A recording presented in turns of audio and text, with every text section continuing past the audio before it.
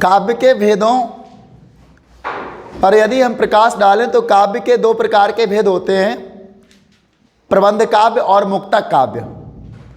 प्रबंध काव्य के भेदों की यदि हम बात की जाए तो प्रबंध काव्य में भी दो भेद होते हैं। वैसे तीन माने गए हैं लेकिन मुख्य रूप से दो का ही ज़्यादा वर्णन होता है। तो प्रबंध काव्य का पहला भेद आता है महाकाव्य, दूसरा खंड काव्य और तीसरा आख्यानक। महाकाव्य में किसी भी नायक के संपूर्ण जीवन का वर्णन होता है। खंड काव्य में किसी नायक के जीवन की किसी एक घटना या एक पक्ष का वर्णन होता है, जबकि आख्यानक मुख्य कथा के साथ साथ अन्य कथाओं को लेकर विस्तार से चलती। आज हम मुक्तक काव्य के भेदों की बात करते हैं। मुक्तक काव्य के दो भेद माने गए हैं।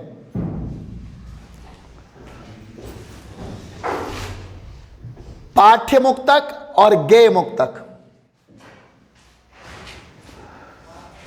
जिन कविताओं को केवल हम पढ़ सकते हैं या जिन कविताओं को पढ़ते ही हैं, गा नहीं सकते, वो पाठ्य मुक्तक कहलाती है। जिन कविताओं को हम अध्ययन या पठन केवल पढ़ के ही करते हैं, गा नहीं सकते हैं, रागात्मकता नहीं होती है इनमें, उन सबको क्या कहते हैं? पाठ्य पुस्तक। विभिन्न विषयों पर विचार प्रधान रचनाओं का, किसी विषय पर कोई विचार प्रधान रचना हो, दहेज प्रथा पर हो, बाल विवाह पर हो, किसी विशेष विषय पर विचार प्रधान रचना जब होती है तो इन रचनाओं के संग्रह को पाठ्य मुक्तक की श्रेणी में माना जाता है। इसमें भावों की अपेक्षा विचारों की प्रधानता होती, भावनाएं नहीं बल्कि इसमें विचार प्रधान होते। तुलसीदास रहीम के नीति संबंधी दोहे इसी श्रेणी में आते हैं। रहीम दास ने जो नीति संबंधी दोहे लिखे हैं वो सब इसी श्रेणी में आते हैं, क्योंकि इनमें भावनाएं नहीं बल्कि विचारात्मकता होती है। अब आते हैं गेय मुक्तक। गेय का मतलब होता है गाने योग्य।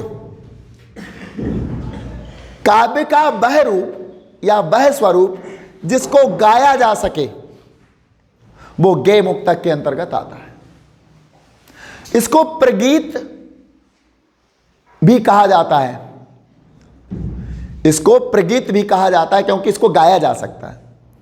इसमें भावनाओं और रागात्मकता की प्रधानता होती है। भावना और रागात्मकता, राग वो संगीत के रूप हैं, गायकी के रूप होते हैं, इनकी प्रधानता होती है। कबीर, सूर, मीरा आदि के गेय पद, जिन पदों को गाया जा सके वो सब मुक्तक गेय पद की श्रेणी में आते। तो गेय पद के दो स्वरूप थे, ये हमारे पूरे हुए। हम अब अगला प्रश्न आपके सामने डाल रहे हैं। इसका नाम है चंपू काव्य। आप लोगों ने देखा होगा चंपू काव्य के बारे में बच्चे बहुत विभिन्न प्रकार के प्रश्न करते हैं। इसमें उनको पता नहीं होता है ये चंपू काव्य है क्या। बहुत छोटी सी बात है। यदि चंपू काव्य की बात की जाए तो बड़ा छोटा सा काव्य होता है और इसकी रचना राष्ट्र कवि मैथिली शरण गुप्त का यशोधरा, ये इसका बड़ा अच्छा उदाहरण होता है। अगर आता है तो चंपू काव्य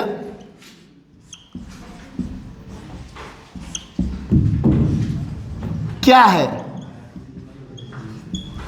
तो यहां हम लिखते हैं, इसका उत्तर लिख देते हैं,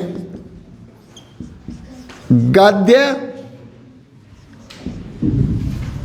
पद्य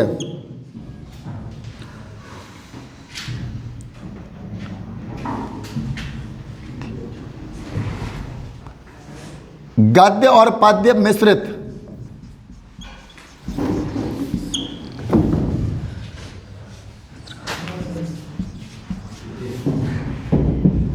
रचना को चंपू काव्य कहते हैं। इसमें गद्य और पद्य का मिश्रण होता है। राष्ट्र कवि मैथिली शरण गुप्त जी ने यशोधरा जो लिखा है, इस गद्य में भी है और पद्य में भी। कहीं कविता के रूप में लिखा है उन्होंने, तो कहीं गद्य के रूप में लिखा है, और इन दोनों के मिश्रण को ही चंपू काव्य कहते हैं। चंपू काव्य कहते हैं गद्य पद्य मिश्रित रचना को चंपू काव्य कहते हैं।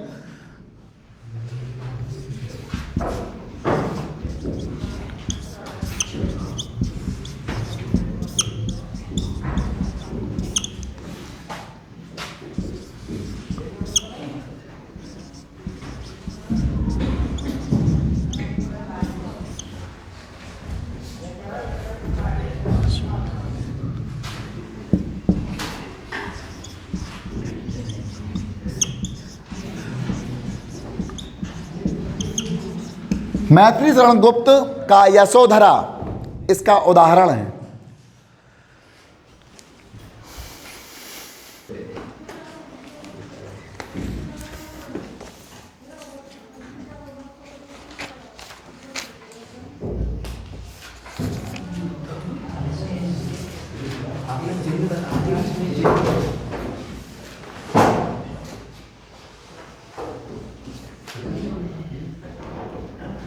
निपात क्या है? ये भी चंपू काव्य की तरह बहुत छोटा सा शब्द है।